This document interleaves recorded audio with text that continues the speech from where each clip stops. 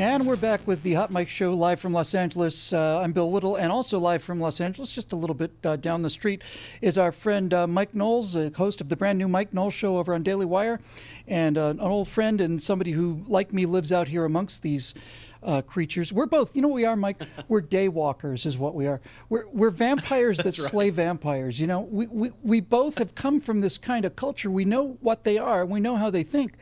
Now, I said before the break that I was going to try my theory out on you. My theory being that the celebrities hate Donald Trump as much as they do because he's one of them. Now, before we go any further, let me just be crystal clear about this. I am not saying that the President of the United States is a Hollywood celebrity, because you don't level those kind of threats without, you know, the Secret Service coming to visit. Those are fighting words. What I do mean is, yeah, that's right. What I do mean is this. Donald Trump understands the media. Donald Trump, in the business, we can say Donald Trump can find his light. You know, when you're on stage and you're performing and a spotlight comes on and it's not in the right place, you have to find the light. You have to find your light. And Donald Trump can find his light.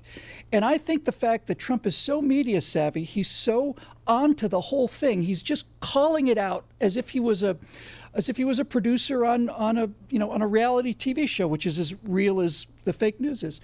I think they hate him, Mike, because he understands how it all works. He uses their own weapons against them. And I think they hate him because Republicans are supposed to be prim old guys with steel-rimmed spectacles, you know, and suspenders and a bow tie, who lose gracefully and with dignity again and again and again. That's right. It's exactly right, Bill. The Republicans are supposed to be the genteel, controlled opposition. We hold ourselves to a higher standard. We don't delve into the muck like they do, and so they get to run us over. And I think their feeling of betrayal with Trump is twofold. On the one hand, he went to their parties. He was friends with the Clintons. He was a major force on network television. He was a producer. He was talent. And then he starts to run against them. He starts to oppose them. So there's that class betrayal or that elitist betrayal. And then on the other hand, his tactics, he's the best at it. He is the king of reality television. He sat at the top of network TV for 14 years, primetime NBC, basically as high as you can get in television. And he uses those tactics of the left, of the celebrity culture, of television, and of reality TV, which he helped to invent. He uses them to perfect effect against them.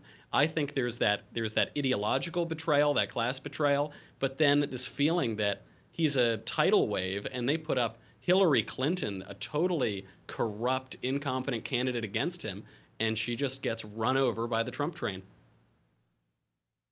Mike, you just hit a term that I had not really thought about before. It's pretty much what I was talking about, but it's very clear. You know, when Franklin Delano Roosevelt was elected, he was a blue blood. He's connected to his cousins with the former President Teddy Roosevelt. He was a very, very wealthy, very, very well connected, very well educated East Coast elitist. And when he became president and started all these programs for common people, which I think were catastrophic, but nevertheless, he was called a traitor to his class. He was a traitor to his class and to his station. I think you got it exactly right. I think that Donald Trump is a traitor to his class, that see it as a class betrayal. And the class is not money. The class is celebrity. He's a celebrity. He's got his picture taken with Hillary Clinton. They're friends with the Clintons. He's at fundraisers. He's at cocktail parties. He lives in Manhattan, for God's sake. He lives in Manhattan in a skyscraper. And now he's out there rallying the filthy, unwashed, knuckle-dragging, racist masses out there between, you know, Santa Monica and the Bronx. And I think country. They look at him as if he's just basically turned his coat and let all the secrets out. He summed it up last night. He was a real rhetorical masterstroke. He said, we talk about the elites, the media elites, the Washington elites. They say they're elite. I went to better schools than they did. I have more money than they did. I have a nicer apartment than they do. Now I live in the White House. That's pretty good too. You and I, you, the American people and the people who voted for me, you and I are the real elites, and those people are totally separate. And it was this amazing masterstroke, because it's true. He went to top schools. He made basically as much money as you can make. He's reached the heights of power, and he has aligned himself with the American people, with the base of Americans who live between those coasts, that little sliver of land between LA and New York, and he's separated himself out from all those other self-proclaimed elites and preening celebrities. It was a masterstroke that he was able to do it, and that he's able to convey it to the American people is political skill unlike anything we've seen, I think, in our lifetimes. Yeah, absolutely right. I couldn't agree more. A quick question for you, Mike, and then we're done for the day, which is shocking because time flies when you're having fun. But on an earlier segment, we talked about Chelsea Handler, and she had done an interview where she said she really only learned about government during the last 6 months or so. And she learned about government by interviewing people as diverse as, Al Franken on the far left and all the way to Elizabeth Warren on the extreme left. That's how she learned about government, with all of this variety of inputs.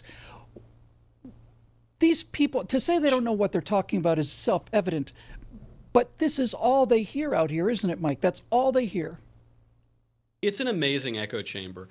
We were talking about this the other day. We were going over some numbers from my show. My show's only been up for a week or two, and we realized that probably more people have seen my little internet show than have watched Girls or in many years watched The Daily Show. But the people on the coasts, the people who write the news, the so-called news coverage, and who are supposed to be the thought leaders, they are among that very small group of people who watch these preening, extreme, ridiculous shows. And so they think that the whole country is enamored of Jon Stewart or is enamored of Lena Dunham. And it is such a self-segregated portion of the population that they can't understand the American people, and they don't even understand that the vast majority of these American people hold them in the news media and in the celebrity class with as much contempt as the celebrity class holds the American people. Yeah, that's exactly right, Mike. And the celebrity card, like the race card, has been so overplayed, it's not worth the paper it's printed on. You gotta bring race cards or celebrity cards to the market in wheelbarrows now for you to get any traction out of them. Our friend Mike Knowles is hosting the Mike Knowles Show over on the dailywire.com, and it's .com, right? It's not .org. Mike, thanks so much for being with us today. Thanks, Bill. Good to be with you. You too, pal. So there we go.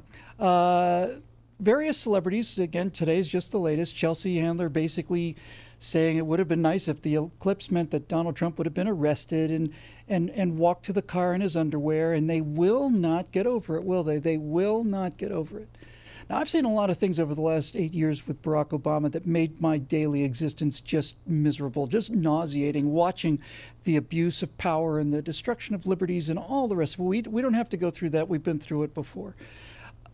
I have to tell you, and this is not a very nice thing about me, but this struggle that these people are having with the reality of Donald Trump's election win just gives me a little warm feeling inside. I can't really describe it. Same kind of warm feeling I get when I think about how lawless parts of the country are, and then I think about, oh, wait a minute, hold on, we're the guys with the guns. That gives me a little warm feeling at night, too. And you're the guys with the guns as well. Thank you so much for your support. And as Mike said, the kind of people, the viewership we're getting is outperforming a lot of the mainstream news media, and it's going to get stronger and stronger as they get weaker and weaker. I'm Bill Whittle. This is the Hot Mike Show. We'll see you tomorrow right here on NRA TV.